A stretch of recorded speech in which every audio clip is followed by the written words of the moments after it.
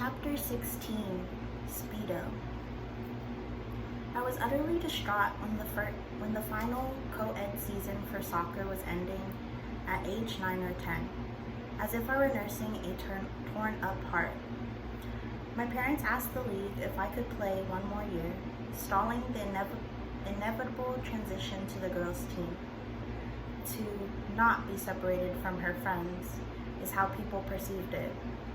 Yes, of course, but the seemingly undue agony wasn't just about that. The league allowed me one more season, but after that, I was with the girls. It was humiliating when the ref would turn to me with a probing glare. My short-haired self would be setting up the ball for kickoff, but then be interrupted with, "Boys can't play on this team." "I'm a girl," I'd respond, not precisely meaning it, but what else was there to say? A smarmingly smile would spread across his face. Turns out, I preferred that embarrassment. The sensation that indeed I should not be on the team. An innate feeling the instant boys and girls could no longer compete as one. I'd rather that than what came next. My chest began to grow, leading to awkward conversations about training bras, forcing me to try to find those perfectly oversized concealing t-shirts. My posture began to fold, shoulders caving in. My confidence dwindled in conjunction with my self-disgust rising. And then my period came. When I was snowboarding with my father in Wentworth, an 815 vertical foot ski hill about an hour and a half from the city. That smell of metallic blood, a robot leaking. My dad went to the store and got pads. I fussed and fiddled until it was secure in my underwear. I'm going to have to wear this diaper every month, I thought. I wished I could wear a tampon due to the chafing, but no fucking way was I attempting that. My weight redistributed in a way that I did not understand. My clothes from the Gap's boys section began to betray me. I could not detect myself. I didn't transform into me, the me I knew I was, like the other boys did. I was desperate to wake up from this bad dream, my reflection making me increasingly ill. Closing my eyes, I'd find the memories, the moments of euphoria, of witnessing myself, praying I'd find that again. An unlikely source of hope emerged. There was a kid I played soccer with until I had to be with the girls, Tim. Tim's parents had moved to Halifax from Germany around when he was born.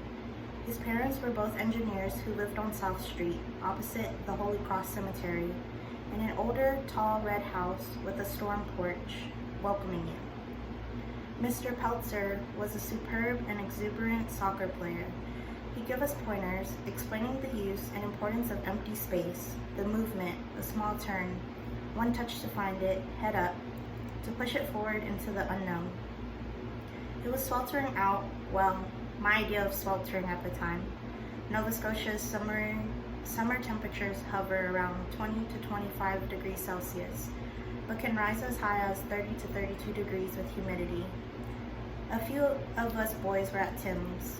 We kicked the soccer ball around the backyard. Parents would have been thrilled to know of the imminent exhaustion. Tim's dad lugged out a kiddie pool. In my memories, it is more substantial than one of those tiny ones, but maybe that's because I was the tiny one. He began to fill it up, and it struck me. I did not have my bathing suit. Out of sight, out of mind, I hated my swimsuit. I loved my swim shorts. Swim trunks, my dad would call them. The words direct with 2 syllables roused elation in my mouth. Swim trunks. A satisfying crunch. "We have extra," said Tim's dad, upon sensing my concern. You can use one of Tim's or Ben's." My face brightened. Tim's or Ben's? I followed him into the house behind the odor of cigarette smoke. He marched up the stairs, returning to the kitchen with a small red Speedo. Holding it before me, the white drawstring dangled as if waving. I'll just always forget my bathing suit, I thought. I despised those fucking straps, stretching it over my body, concealing my stomach, every sticky, wet disrobe. I'd wince as it clung. You're stuck in there. Boys would pinch and pick their drenched and dripping trunks from their thighs. Some glistened in the sun. Their small Speedos, sleek and tight. Superman's bathing suit. Here, you can wear this. Exchanging hands, I was careful not to drop it, a sacred talisman.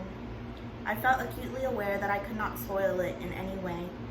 Closing the bathroom door behind me, the slam unintentionally forceful, I was intoxicated by the nylon elastane cardinal treasure. Hurriedly guiding my feet through the holes, I yanked up the Speedo. I climbed onto the toilet, or the edge of the tub, high enough so I could see in the mirror.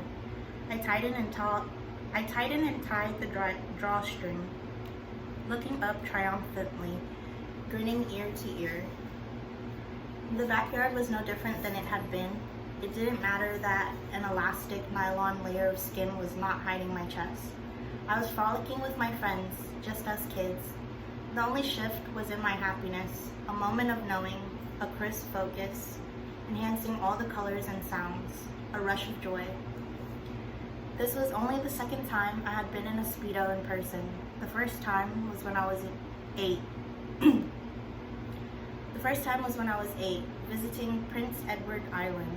We drove the 3.5 hours, crossing the Confederation Bridge from New Brunswick to PEI, heading to my mom's pal's Brenda's place.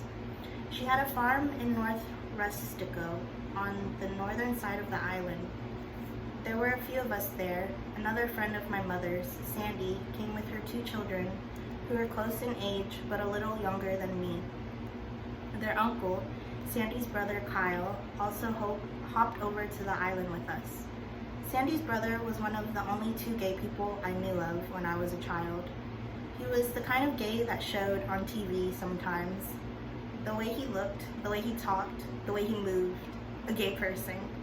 I'd find myself staring, sensing a recognition, a fuse box tinkered with. A fuse box tinkered with. My brain disrupting microscopic sparks.